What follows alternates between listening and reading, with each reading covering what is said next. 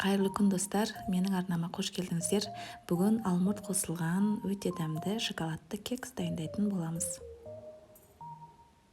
Ол үшін ең алдымен сары майымызға қантымызды қосып, жақсылап миксерлейміз.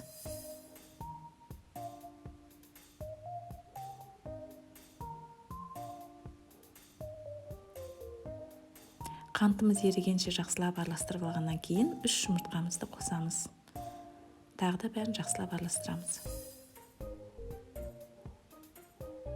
Бөлек ыдысқа ұнымызды, какао ұнтағын және разрыхлительді араластырып алып, екі массаны бір-біріне қосамыз. Яғни бізде осындай қою масса болуы қажет.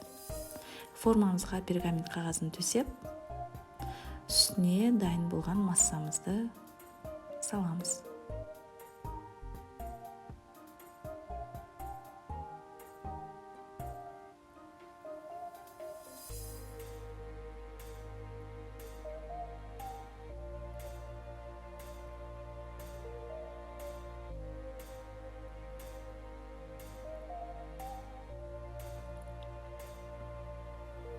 Енді бізге 3 алмұрт қажет болады. Алмұртымызды жақсылап жуып, тазалап, массамыздың үстіне орналастырамыз.